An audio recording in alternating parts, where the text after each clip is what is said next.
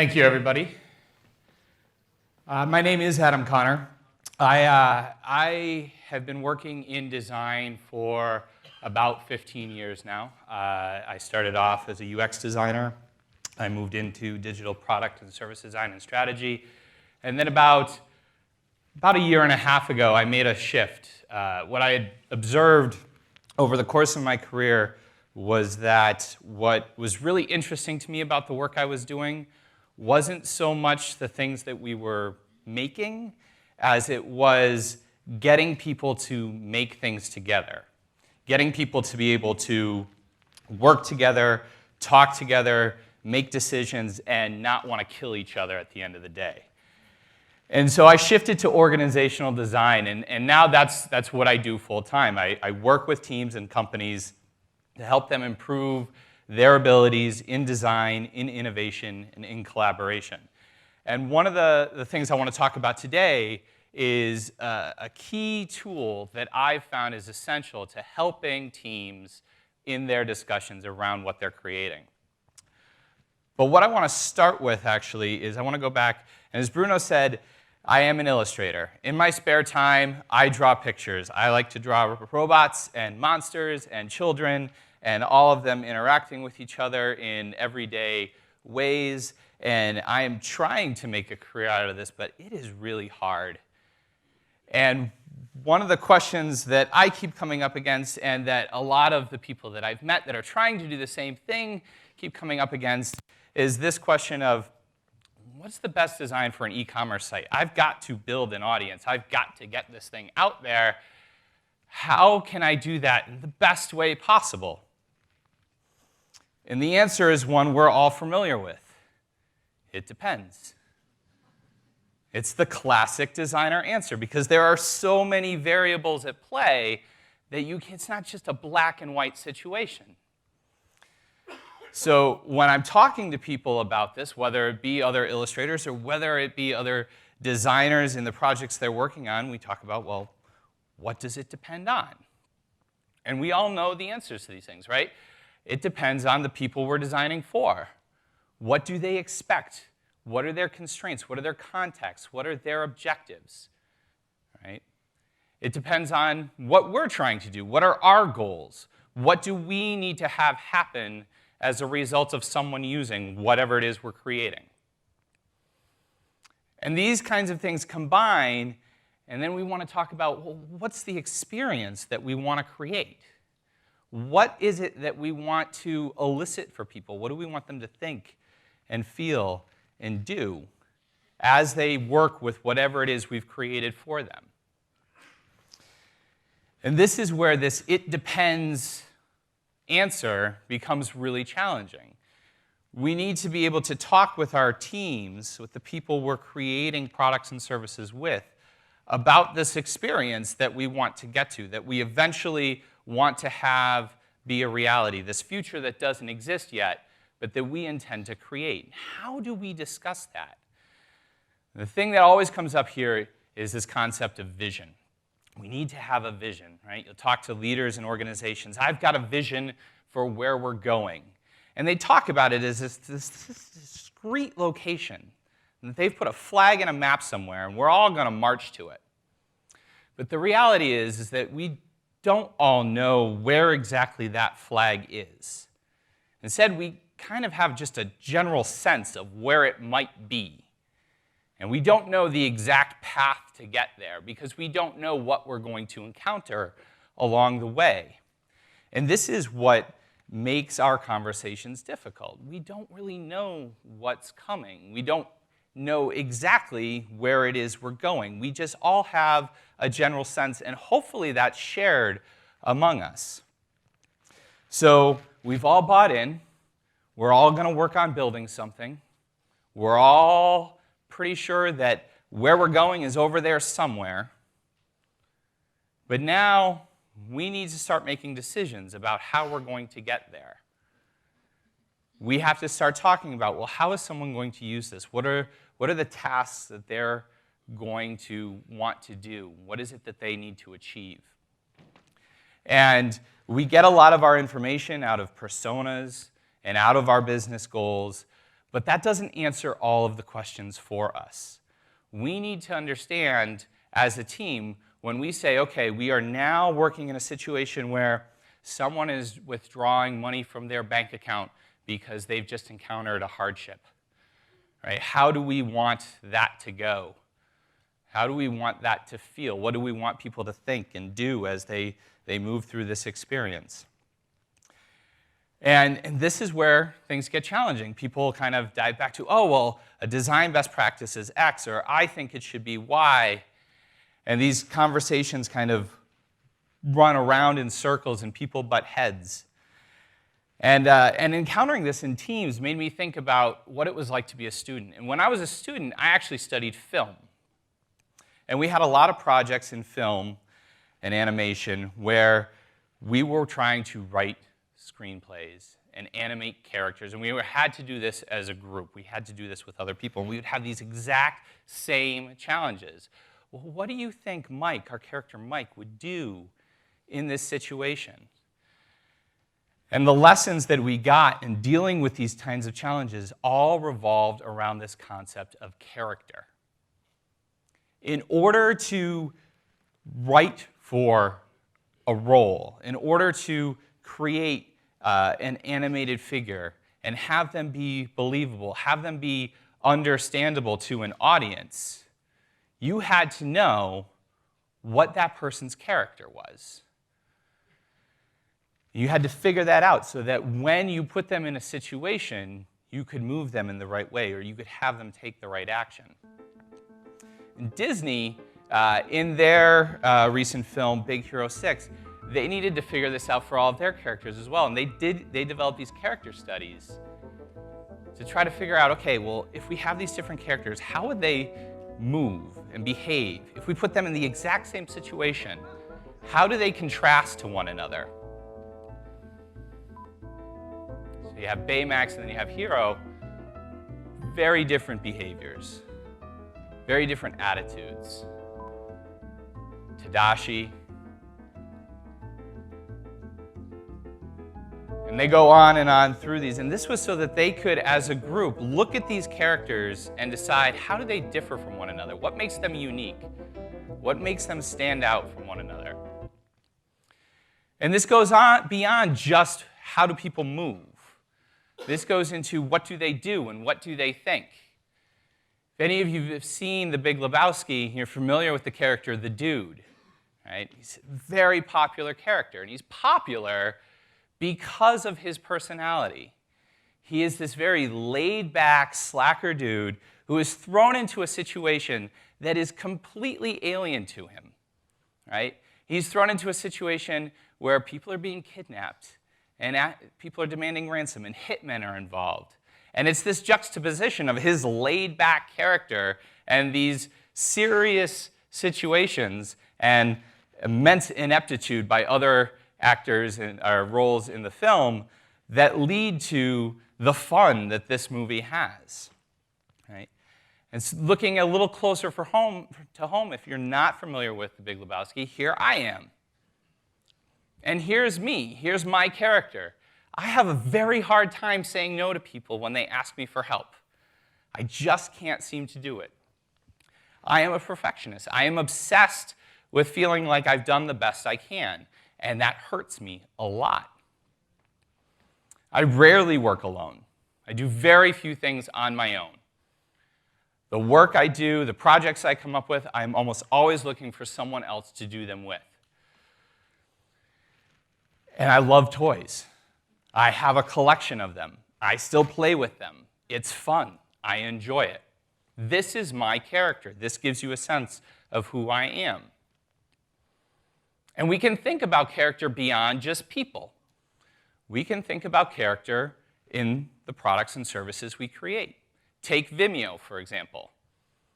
Vimeo, if you've ever talked to anybody who works there or ever read anything that they've written, you'll know that Vimeo is very intent on highlighting quality productions, quality content.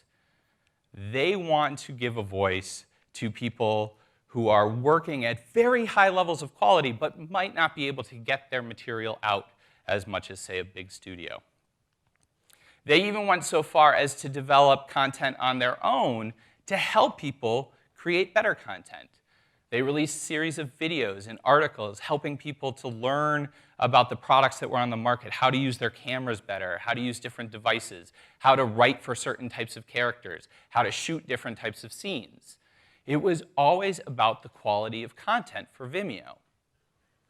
And this becomes even more clear when you contrast their design to something like YouTube. Whereas YouTube seems to emphasize the amount of content, the size of the community, the volume of stuff that they have. Putting these two side by side, you can see they have a lot of the same features, a lot of the same functionality, but they have different character. And so this element of character, to me, can be very useful in helping teams discuss what they want to create, how they want something to feel. And so we need a way to talk about character. And that's where principles come in. Now, I'm not talking about the universal principles of design or heuristics or best practices. Those are things that we've taken as something everybody should do when creating something. I'm talking about things that are a little bit more specific than that, a little bit more unique to what you're creating. And when talking about these kinds of things, lots of other terms come up. Values and tenets and pillars, and there's probably tons of others. And I've had lots of conversations with people who are far, far smarter than I will ever be about what's the difference between a principle and a value and a tenet. And everybody I ask will give a different answer. And you can get yourself a really solid headache trying to figure this stuff out.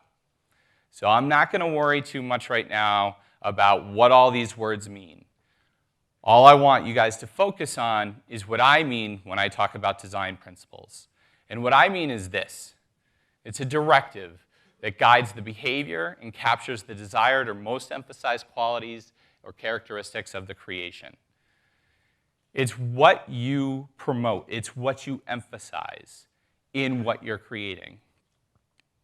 These things, these principles, they have to come from somewhere. And what we're talking about here is how people behave. So where does our behavior come from? Right? If any of you have studied behavioral psychology, there's lots of different models that try to explain why people act the way they do. The one that I use most, that my team at MadPow uses most, is the COM-B model, C-O-M-B. It's a very simple model. It basically states that in order for a behavior to take place, a person must have the capability to do that behavior, the opportunity to do it, and the motivation to do it. If those three things are in place, then and only then can that behavior happen. And if you start to pick apart capability, opportunity, and motivation, in motivation, you'll find extrinsic and intrinsic motivators. Intrinsic motivators are the things we feel compelled to do. They're what we want. And within those lie our beliefs. And beliefs are at the core of design principles. What you believe to be important, the way you believe things should work, this is where our principles come from. So let's look back at the dude. The dude is actually a very principled character. If you listen to his lines throughout the film, you can find these little nuggets where he gives you this insight into what he believes. And they're pretty basic phrases like be cool, right? Go with the flow. And these set of principles have become so popular that there is even a pseudo-religion built around them. You can actually become an ordained Dudist minister and perform ceremonies like marriages. That's how popular this has gotten. This is a set of principles that people have come to want to live by. Let's look at me again. What are some of my principles? Well, I believe that it's important to always be helpful. That's how I was raised. So that's why I have a hard time saying no to people when they ask for help. I believe that anything worth doing is worth doing right. This was drilled into me by my grandfather and my father since I was born. This is why I am obsessed with doing the best I can. I believe that a good idea can come from anywhere or anyone. This is why collaboration to me is so important. This is why I feel like I need to talk to other people about my ideas and get their ideas, because I feel like then and only then can I feel a little bit more reassured that I found a great idea. And also, I'm just a geek. And so we can use principles, and many of you have probably used principles in your projects. But often, when I work with teams that have worked with principles, that have created principles, they've struggled with them. They've struggled for a number of reasons. They've struggled most often, though, because the principles they've come up with aren't really helping them to figure out where they want to go and how they want to get there. Here's a project that I worked on in conjunction with Harvard Business School. So they created a platform called Harvard Managementer. And what this is an online learning platform to help teach management and leadership skills to executives across the world. And the team had already had a good start on this. This was their 12th version of the platform. And they developed a huge amount of content, really great content that they had been using in versions 1 through 11. And that's what the experience was. It was reading and consuming tons and tons of content and then talking about that content for those people who were enrolled as part of a cohort. But as we were working in version 12, the team decided they wanted to shift away from that model. They wanted to do something different. And so we had to figure out what different meant. We had to talk through a team of about 20 people and figure out, when we say we don't want to do what we've done for the past 11 versions, what the heck is it that we're talking about doing now? Where does that leave us? And so we worked through a set of principles. And one of those principles, I believe, became the cornerstone for Harvard Managementer. And that principle was shift from thinking to doing. The team needed a guide rail to move them from this perspective that they had been working on, that if we put tons of great content into people's hands, they will learn from it and they will become better managers and better leaders. And what they had decided was that that was not necessarily what they believed anymore. They still had products like that. Those products still did pretty well, but they wanted to shift away. They wanted to shift from just having people consuming content to actually taking what they were reading and doing something with it, and making that doing something part of the learning experience, part of the engagement with Managementer. And so this learn, act, reflect model became key. And it was incorporated throughout the product in a number of ways. This idea that first you're going to be exposed to something, some idea. Then you're going to do something with it. We're going to have you use it in your job in some way. We're going to have you think through it in some capacity. And then you're going to reflect on how you did with that. You're going to think about how that went, and you're going to think critically about what you can do differently next time, or how you might need to change things.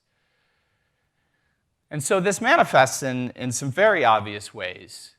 First, in the content itself, we had to take things that were the length of multi-page white papers to, in some cases, 20, 30-page documents, and figure out, well, if we want people to be able to act on stuff, we don't want them to read that much content. So we had to trim things down. We had to summarize and synthesize and deliver content in more streamlined manners. We also had to incorporate some kind of comprehension evaluation. How much are people understanding what they're reading? And so practice became part of this ACT idea, the smallest piece of action. How can we get you to play with these concepts and see what you'll do with them?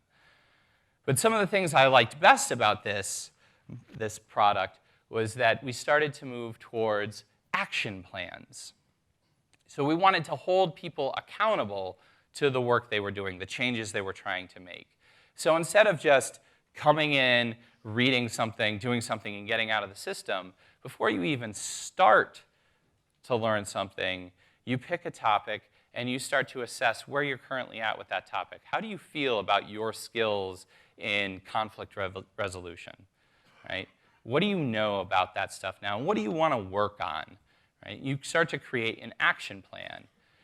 And you use that to help guide what you're learning. And then throughout your learning experience, you go through and you edit your action plan. And you update things. And some of the tasks that you may have, they may become out of date, or you may have performed those tasks. And so you can respond to them and react to them and think through them. And all of this information for those people that are part of a cohort, that gets fed back into the cohort. And it changes the conversation you have with your peers, because now you're not just talking about what you read, you're talking about what you've done differently, how your work has changed. And it creates a bit more of a sense of community. And so this product has done really well, and it's represented this shift for the team and for the organization as a whole. So here's some more examples of principles in the wild. Things that I've found that I've liked that I think make good principles. Google as a principle, fast. Every millisecond counts. It's a pretty simple one.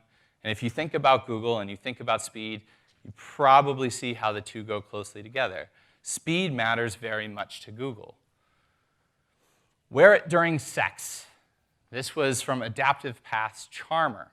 Right? Charmer was a blood glucose monitor. It was Adaptive Path's concept project to try to redesign this very clunky device. Solve distractions, not discoverability. Microsoft Windows 7. Right? Microsoft wanted to make sure that they weren't just trying to make sure people could find things. They wanted to make sure they were focusing people's attention. They were clearing out the clutter that was distracting people from getting done whatever it is they needed to. And foster productive and emotionally satisfying interpersonal dynamics from Asana. Asana is a project management tool.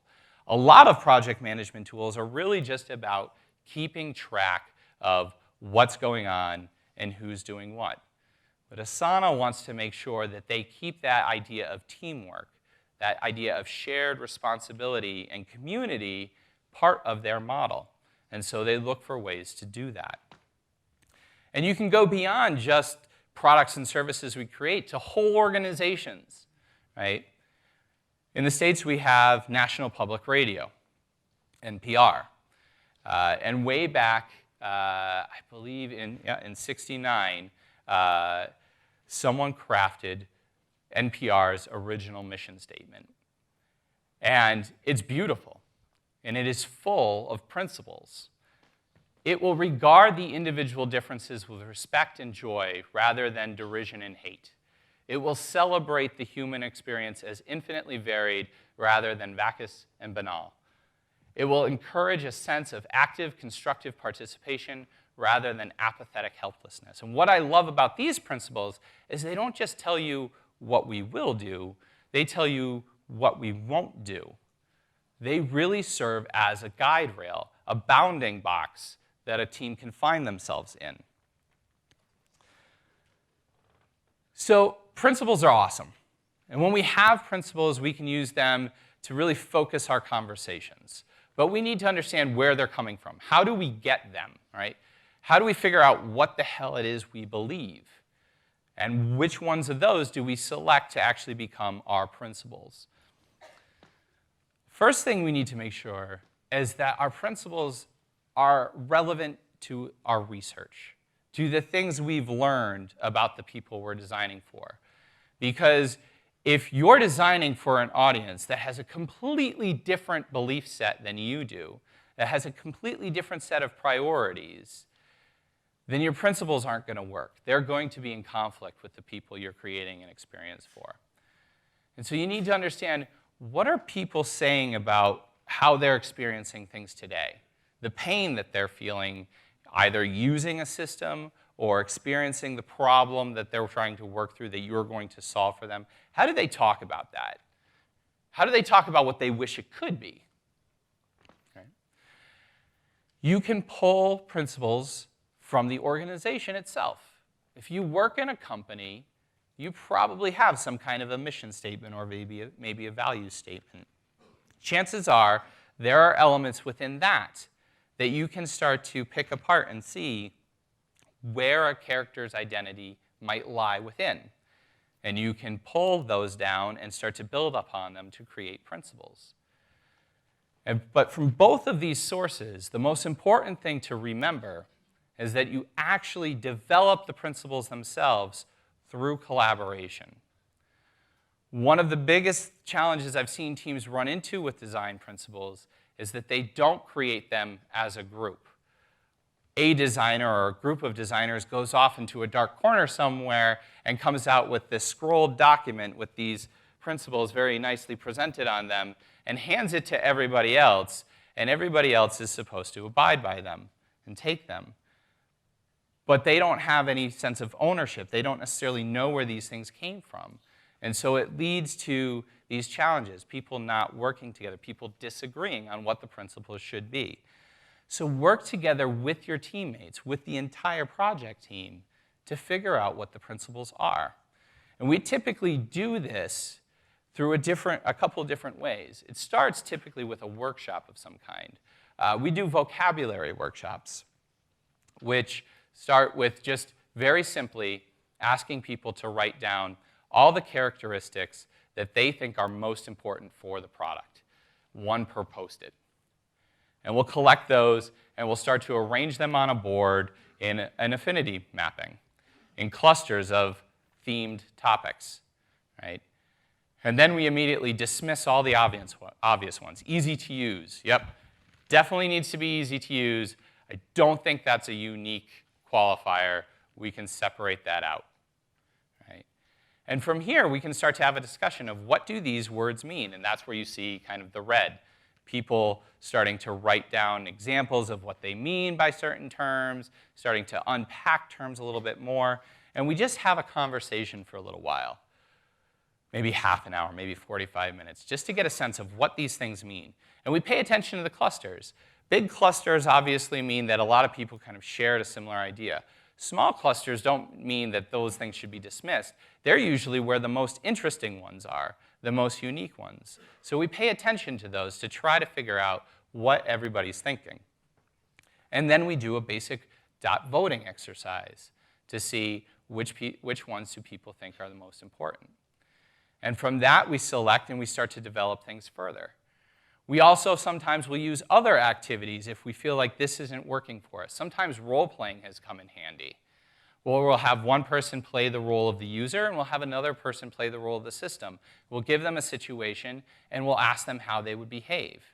And when they behave a certain way, when the person acting as the system says, well, right now, I think I would show you what all your treatment options are for the surgery that you're talking about having. Right? Well, why did you give them all the options now? Why not just one? Why not the one that's most recommended? And we talk through why they made that decision to try to understand what the rationale was. And sometimes we find very interesting beliefs behind that rationale. Another tactic we've used is to talk about what wouldn't we do in this situation? What are all the behaviors we don't want? Because when we start to clarify those, we can flip and start to see, well, what are all the ones we would want? What would be the ones that would define how we would behave?